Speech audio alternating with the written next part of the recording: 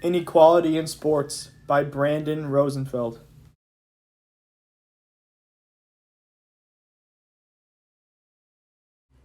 Here's some history over this issue. Women were not given the same opportunities or chances to play competitive sports until Title IX. I put full quotes on here, but I'm just going to summarize them. Women's opportunities were limited in America until Title IX became law. This law required American society to recognize women's right to participate in sports on a plane equal to that of men. Prior to this, activities were more recreational and not competitive, and there were more clubs just to play for fun.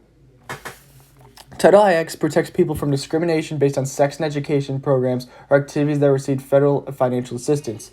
It states that no person in the United States shall, on the basis of sex, be excluded from participation in, be denied the benefits of, or be subjected to discrimination under any education program or activity receiving federal financial assistance.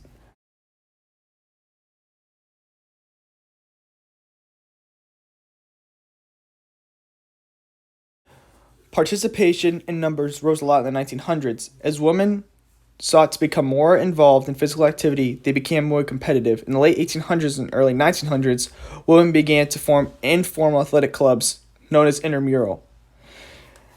Most early college sports for women are unrecognized due to the fact that they were more intramural and for fun than recognized as a legit NCAA event.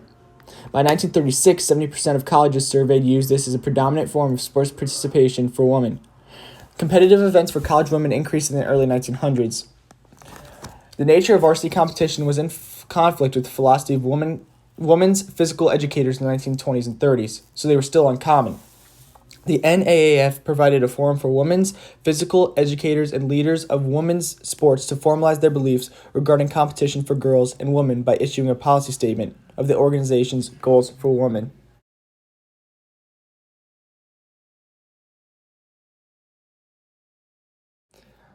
Other acts such as women's suffrage and feminism helped athletics for women.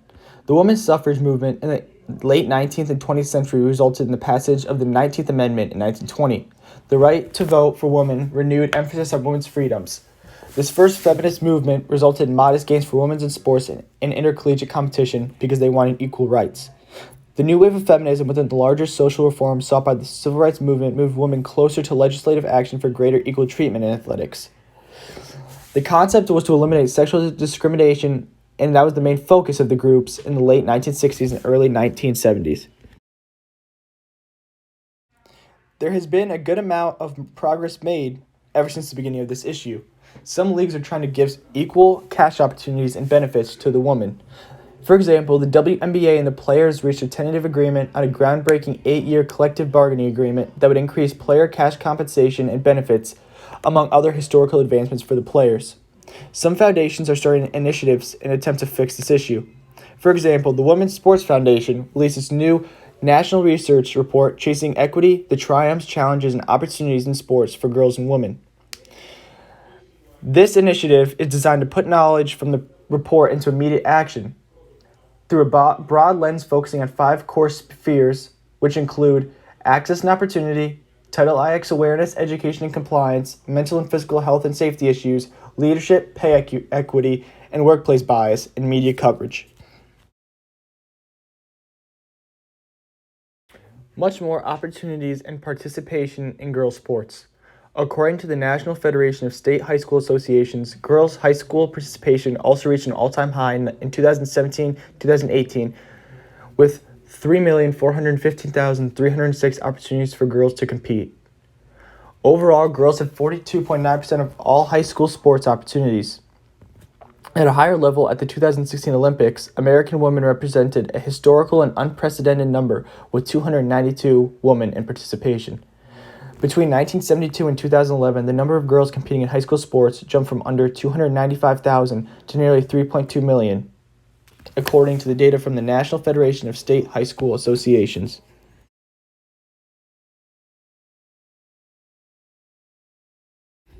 Problems still occurring today.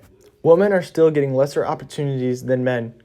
At the college level in 2017 to 2018, women had 62,236 fewer participation opportunities than men in NCAA sports. In the 3 NCAA divisions, 87% of schools offered a disproportionately higher number of athletic opportunities to male athletes compared with their enrollment. At the professional level, the opportunities were still scarce, forcing many women to play overseas. While women coached more than 90% of women's teams in 1972, today that number has dropped to about 43%.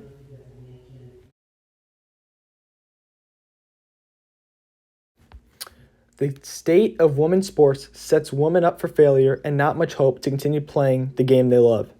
While more girls and women are accessing the benefits of sports participation, girls of color, girls of lower socioeconomic status, and girls in urban and rural areas often enter sports later, participate in lower numbers, and drop out earlier than white girls, suburban girls, and girls from higher socioeconomic status. As a result of the lack of resources within marginalized communities, urban and rural girls drop out of sports at twice the rate of boys. Salaries and money is not the same and unfair. For those working in sports, 60% of female sports leaders report they've experienced sex discrimination in the workplace. 60% of female sports leaders admitted to being paid less for doing the same exact job as a man.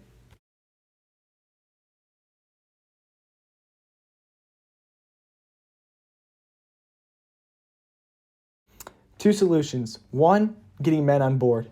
Men need to work with the women and understand the issue at hand. The barriers need to be eliminated, but the men need to be educated before that can happen. If these men can learn how this issue can benefit them as well as women, they will be more motivated to take action. Secondly, develop gender equality policies.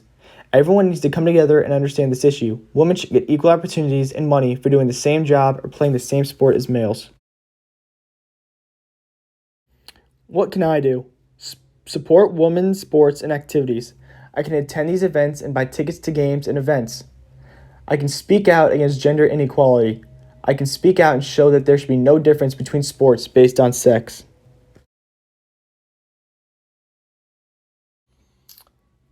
This graph shows that throughout the years, the amount of college female athletes have risen, but not nearly as much as college male athletes.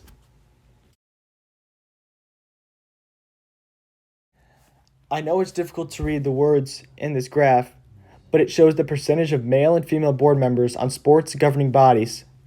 As you can see, the purple bar is a lot smaller than the blue bar, which shows that women are given a lot less opportunities and less jobs compared to men. This graph shows that throughout the years, the amount of females coaching sports teams has reduced drastically, and a lot more men have taken over these jobs.